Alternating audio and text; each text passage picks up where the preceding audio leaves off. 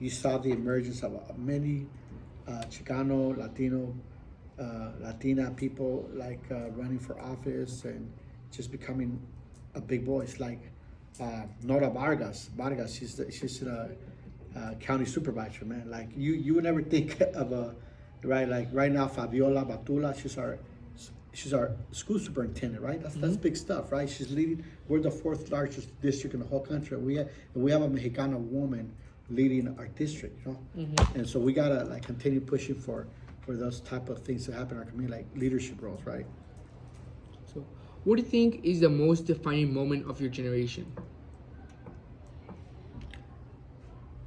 Defining moment. Phew. Well, there's I think defining moment was like what happened in 1991 when Ronnie King was being down by the cops, badly being like in the streets, right?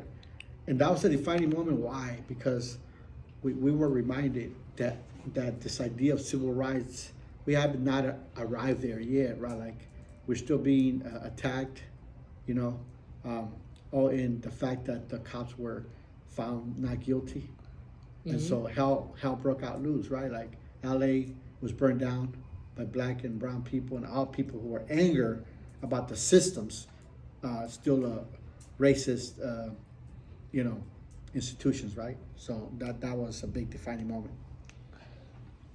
So, thank you. So, can you describe some major inventions or discoveries that have impacted your community? I talked about the cell phone. Basically. The cell phone, right? Going from home, like hello, like going to the payphone, like right? You cannot imagine that. Like I gotta make a phone call. Let me go to the payphone, right? And then today is like everybody got a cell phone, right? I can video conference with my mom in Mexico right now, right? So like that's big stuff, right? Big stuff, right? Because you can connect with people in real time right away. Yeah. So, describe what you think is the most important problem to solve for the next generation, Generation Alpha.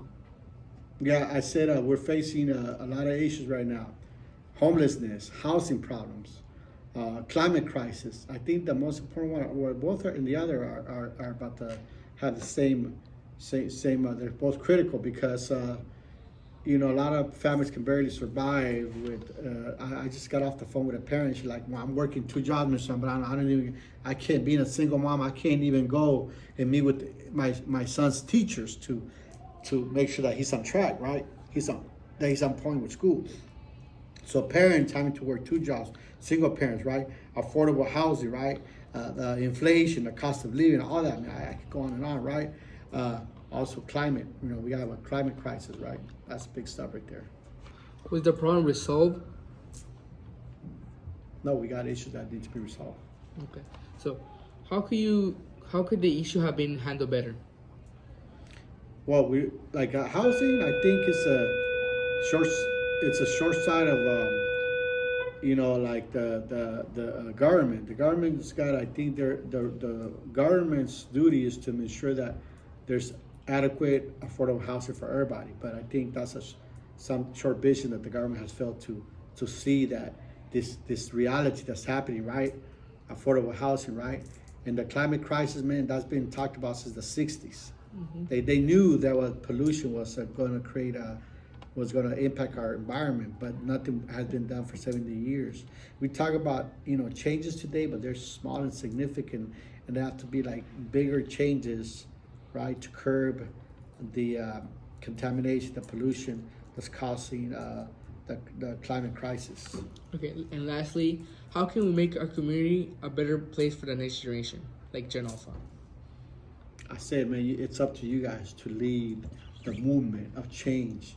You guys, I say get off of TikTok, get off of that social media, because the social media is a pretty good way to keep you stupid, to keep you dumb, to keep you uninformed, and it's not a good time. It's not a good investment of your time and energy and intelligence.